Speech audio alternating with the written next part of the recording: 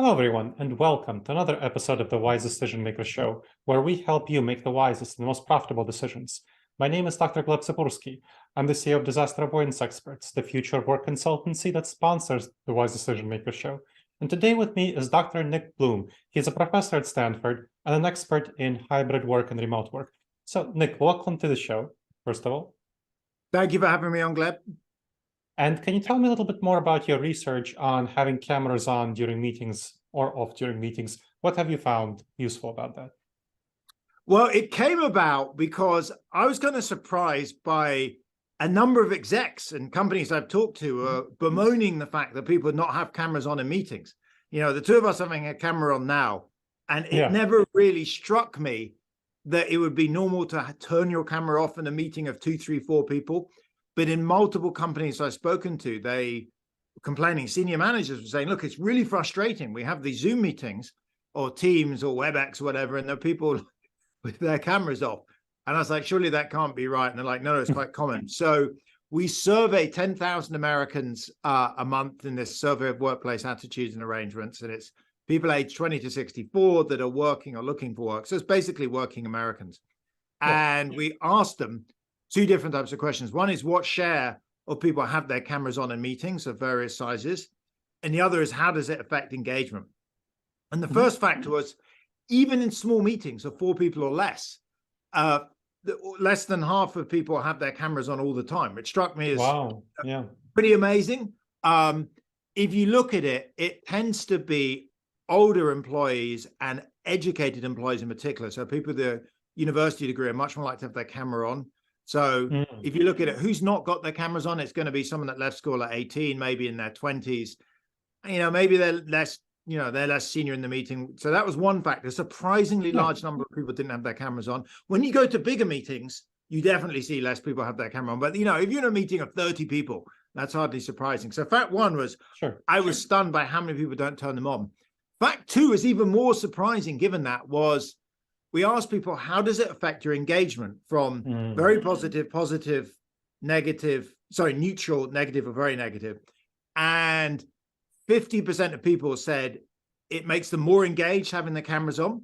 And almost the same number of people said it makes other people who are in meetings with them feel more engaged. So it's very symmetrical. So I not only as a respondent, we thought people may say, well, I pay attention when my camera's off, but everyone else doesn't. We don't see that. So half of people say they and others seem less engaged. And in fact, I think, of that, about half of them say a lot less engaged with their cameras off. About a third say it has no effect. And about a sixth, the remainders, like 15%, say it actually makes them more engaged. But, the numbers were pretty clearly that having your camera on makes you more engaged and makes you think other people are more engaged. Now, I think makes a lot of sense to me in terms of what we could expect to be the case. But I want to talk about fatigue. So there was a study in the Journal of Applied Psychology in 2021 showing that when people have their cameras on, it causes them to be more fatigued. And so it's a peer-reviewed study. We have pretty good credibility there. So what are your thoughts about that, this kind of trade-off and optimization, the trade-off between people being more fatigued versus being more engaged in the meeting? I think it's totally consistent. So when you're more engaged, you're using more brain power, you're concentrating more, and it is definitely more tiring. So, think of sitting a maths exam. If you're trying really hard and care about it, you're going to feel much more fatigued than if you don't care and you just, randomly tick answers. So I think my advice would be for companies and managers, one is particularly in smaller meetings, have a norm to have the camera on, strongly encourage it. There are some people with exceptions, but you may claim that, certainly early in the pandemic, before there were virtual backgrounds, people didn't really want to see what's going on behind them. But we're 3 years on and, everything has virtual backgrounds. And you can also stand against the wall if you're worried about it. So I think there'd be a strong norm to have cameras on, A. And point B is avoid having like continuous back-to-back meetings. Now, it's the way to get around that is to have a lot of companies, and in fact, universities have this. We have what's called there's Harvard and MIT have Harvard time. So Stanford doesn't, interestingly, but Stanford leaves 10 minutes between every class. So if you do a class from 1 to 2:30, actually you're only allowed to teach from 1 to 2:20, and it leaves exactly 10 minutes to move across. I think we need the same thing that we have physically on Zoom.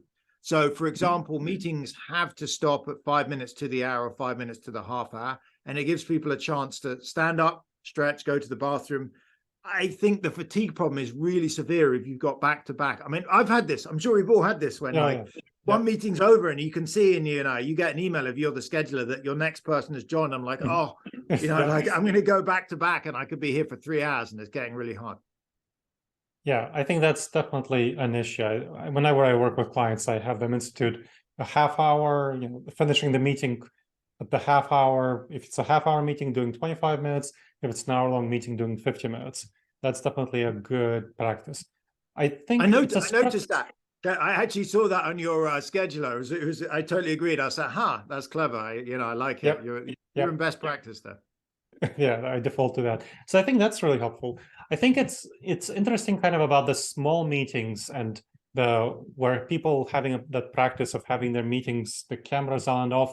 It's the struggle with that is people do feel burned out. So I'm kind of, should there be some standards by how you decide, okay, this meeting is important enough, regardless of whether it's small or not?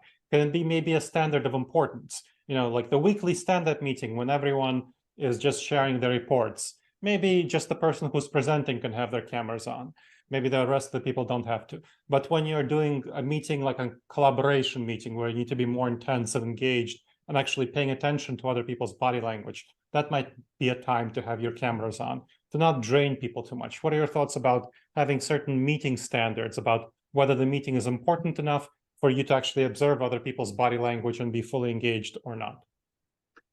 It's a good question. I mean, one alternative taken at is imagine the weekly report-in meeting where there's 25 managers reporting in. If it's the case that only one needs to have their cameras on it, maybe that's just not necessary, or maybe the meeting's far too long. So I think if it's the case, basically, look, if there's 25 managers and only one has their camera on, of the other 24, at best, if you're lucky, half are paying attention. The other half are doing email, they're like doing a workout, they're getting their kids dressed for school, whatever it is. So if it's the case that you don't really need to pay attention, you should then ask the bigger question, why do I need to have the meeting? And maybe you move to a written format. So it might be, I often like reading stuff because I can go at my own pace. And so it's, it's faster, it's a more efficient way of taking on board information. I think if it's, the other extreme of just two people, if it's me and you, we could easily do this over the phone, because clearly you're not going to not pay attention in a two-person meeting. You're going to play close to full attention. Where it feels like it's hard is where there's 5 or 6 people. And in fact, there's that paper in Nature by Jonathan Levav and Melanie Brooks about a year ago about people in person are more creative in meetings than they are on Zoom. And one of the arguments is on Zoom, they're not really paying attention.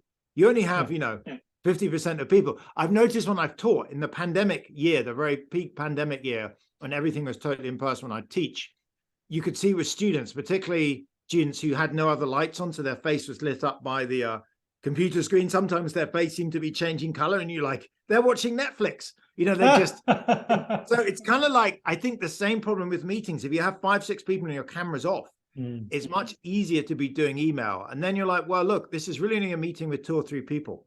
So I think if it's so non-critical that folks can be giving it half attention, I'd probably cancel it and convert it to something written, or have it faster with a few people with just the focus stuff. And if it is critical, I'd probably just have cameras on. And as you say, if it's an hour, stop at 10 minutes to the hour. Okay. Yeah, that's convincing to me. I think that's a really good point, that it's if it's not that important for you in a smaller meeting, at least, to have your camera on, maybe you should not be having the meeting at all. That's a good way of thinking about it. I'll think about how to talk about that to my clients, because it's definitely an issue I've been hearing about quite a bit. Yeah, I mean, on that, there's an interesting study. I'm trying to remember all the lists of co-authors. One of them was my co-author and other stuff, Raphael Asadin at Harvard Business School. There's a number of others, but they looked at data from Microsoft. And what they show is during the pandemic, meetings became more frequent. They're actually shorter on average, but there's so many more of them that the total meeting time went up. And their take on it was basically people want to be inclusive. So I have a meeting of 6 people. I don't want to leave anyone out. So I then invite all 20 people that might be interested. But if I'm a senior manager, they then feel like they've got to turn up because, if their boss has invited them, it seems rude not to come. And so you end up with these huge meetings of 20, 30 people. And so It's interesting. We're on Zoom. I was talking to Eric Yuan, who's the founder and CEO of Zoom, and he was saying they have a pretty strict policy on you've got to clearly explain what the meeting's for, the purpose and why it is, and anything that doesn't, they have to express it before setting it up. So he says it's the only way. It's like, if you're a gardener, it's like cutting back the weeds. That unless you do that, the whole day gets filled with these meetings of 30, 40 people. And he says he's got to keep it under control. And that's the way he does it. And that's an interesting position to take from the person who's in charge of Zoom, which is, of course, incentivized for having more people in the meeting, right? Yeah, I think Eric's view was, look, there's a right number. You maybe want to spend, I don't know, 5, 6. I mean, it's hard to know. It depends on person to person. Like if you're a senior manager, you probably spend more time in meetings, but you still need some time for reading, for writing, for thinking. I mean, thinking, I know what other people find, but certainly, quiet reflection is quite productive. I wouldn't spend an hour, you can easily lapse into looking out the window and daydreaming, but having a bit of space, 10 minutes between each meeting. Like before we talked, to be honest, I went back and looked briefly at the camera on research just to refresh myself. If I'd gone back to back, I wouldn't have had that. And then this will be a less productive meeting itself. Yep, that makes a lot of sense. Well, thank you. That was very helpful, Nick. I really appreciate your sharing your expertise.